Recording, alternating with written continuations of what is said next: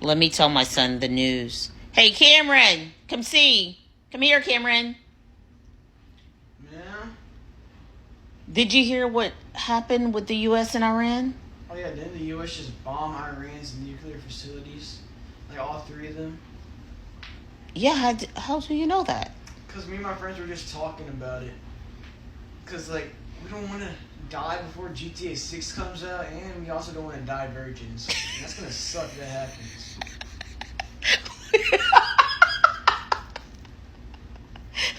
Cameron. I'm recording. Okay, that's really funny. I mean, it's the virginity for me. Hey, beautiful people, welcome back to my YouTube channel. Thank you for stopping by, supporting your girl on this channel. So, all credits goes to the creators in this video. So, guys, in today's I'm telling you this right now. If we go to war with Iran, I'm not dying for Israel. I'm not going to serve in the military. I'm not going to serve in the army. I'm not dying for Netanyahu. I'm not dying for anybody who's a Jew. I'm not dying for Donald Trump. I'm not dying for neither congressman or congresswoman that's shown support for Israel. It's not happening. Send all the congressmen and congresswomen on the battlefield since they love Israel so much. Let them fight and die for Israel. Let Netanyahu fight and die for his own country. Let the Israel military fight and die for their own country. This is Israel battle and Israel's battle alone. America and Donald Trump needs to stay the fuck out of this. Again, I don't know what type of blackmail Netanyahu and Israel have on Donald Trump, but he's literally bending at the will of Netanyahu. He will tell Donald Trump to jump, and Trump will be like, how high?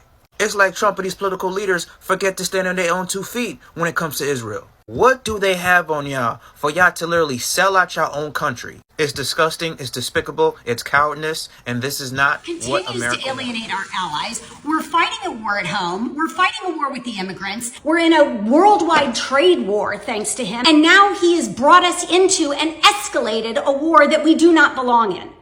How does this make us safer? We should be focusing on fixing our own damn problems. Healthcare, immigration, natural disasters, the insurance issue that nobody can buy insurance in this country. Instead of spending trillions of dollars fighting other people's wars. And people say, oh, but Iran is threatening us. Yeah, so does North Korea and Russia on the reg. Why do we not drop bombs on them? Because they have nuclear weapons. So what is the lesson that Iran is going to take away from this attack? It's not going to deter them.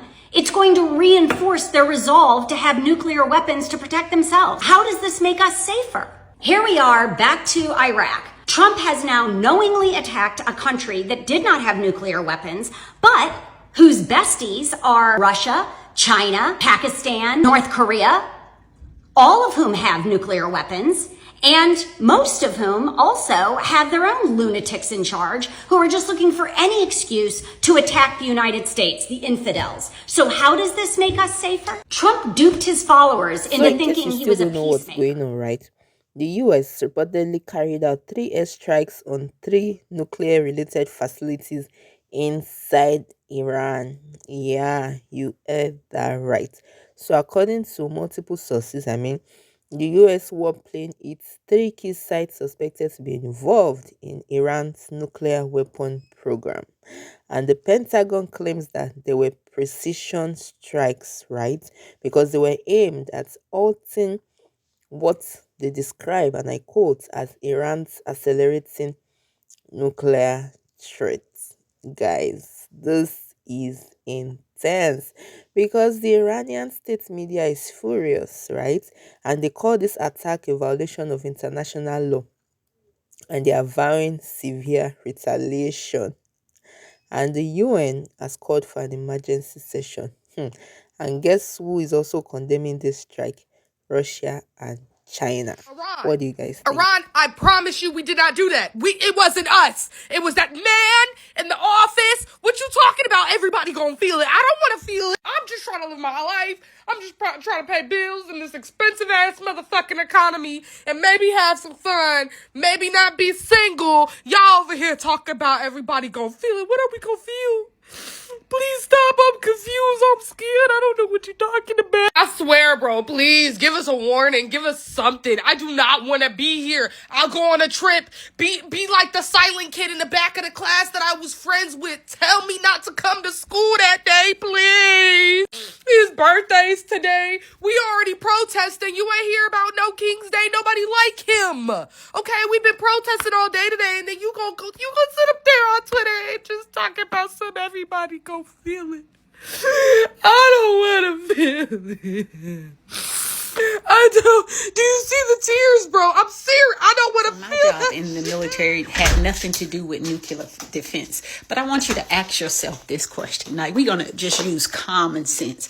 If a country has a nuclear weapon, we know that they have a nuclear weapon, or either they're working on acquiring a nuclear weapon and they have nuclear facilities. Would we then put our B-52s in the air and whatever other bombers that we are using? Would we then develop a strategy with another country to bomb not one, not two, but 3 of their said nuclear facilities? Because common sense says to me, if you bomb a nuclear facility, there is a high chance, probability that some of those nuclear weapons will be stored at the nuclear facility, and that could be a potential disaster. It's all lies. It is all lies from every side. They are all lying, and it's motivated by money, power, and greed, and it pisses me off to the U.S. just bombed Iran. Hey, civilian. Yeah, you have nothing to worry about. You in your suburban home in some major city, United States. I don't think civilians quite understand how massive and how terrifying the United States military truly is. I think most veterans active duty, we get it. But like people who are like civilians, they're like freaking out right now. And they're like, oh my God, you have nothing to worry about. You guys don't understand how much defense the United States, all that money, it goes somewhere. You have nothing. They've been on it. They've been thought about it. Every single scenario. These people aren't stupid. I don't think civilians quite understand how big and scary our military really is. I think they just they think we're playing soldiers. Like, bro, y'all have no idea. I'm a vet, bro. I've seen shit. I know shit.